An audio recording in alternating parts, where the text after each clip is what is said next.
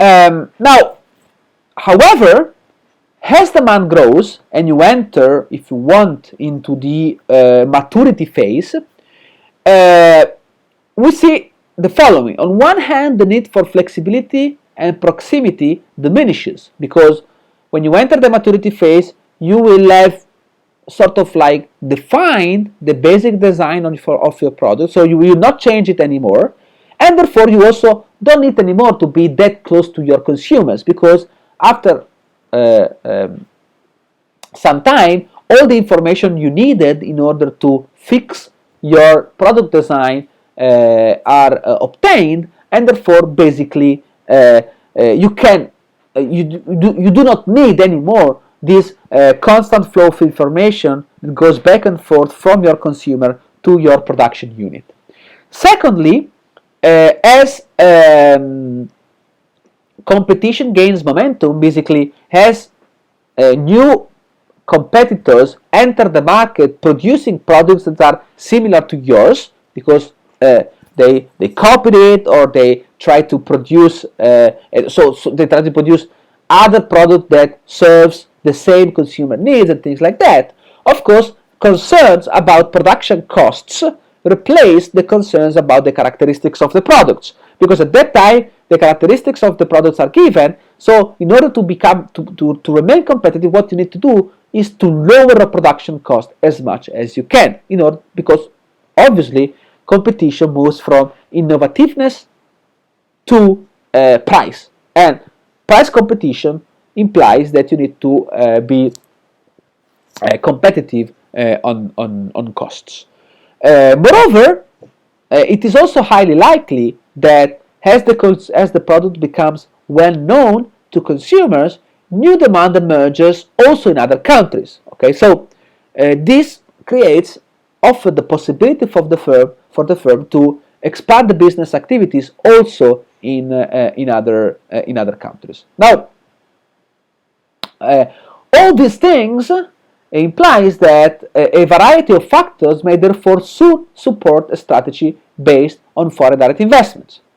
What are? Well, first of all, because there could be a threat coming from rivals beginning imitation in foreign countries, and in the approach by Vernon, the main foreign country was Europe, meaning as the product became well known, you can observe new companies in Europe that start to produce or copy or produce imitation of your products. Okay, and this of course is a very important threat to your business. So this implies that you may start to think about the possibility of using foreign direct investments to reduce these conflicts and to reduce this threat.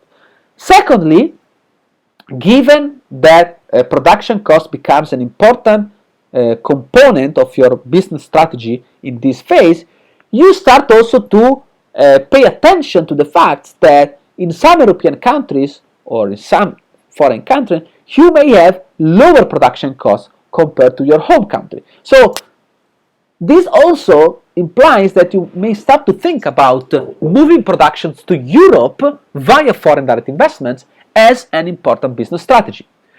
And finally, you also may start to think about the role that import controls by foreign countries, in particular by European countries, can have on your business. And what is import controls? Meaning tariffs on goods that are exported from US to Europe. And what is the best way to avoid these import controls? Well, moving directly production to Europe so that you can directly produce product there via foreign direct investments, and in this sense, in this way, you will not be anymore forced to pay import tariffs, because you will directly produce and sell products in the country in which you want to enter. Okay, so in this sense, all these things may explain why, all these factors may explain why a firm at a certain point, when the product life cycle enters the maturity phase, may take into consideration in a relevant way the possibility to actually transfer production to a foreign country via foreign direct investments. Now, what are the implications of this for trade volumes? Okay, remember that one of the aspects that was motivating Vernon theory was also to understand the implication for trades. Well, the implications are the following, and first of all, that you should observe a substitution of international production for exports, because given the factors that I was saying before, one of them was also the possibility to avoid import tariffs.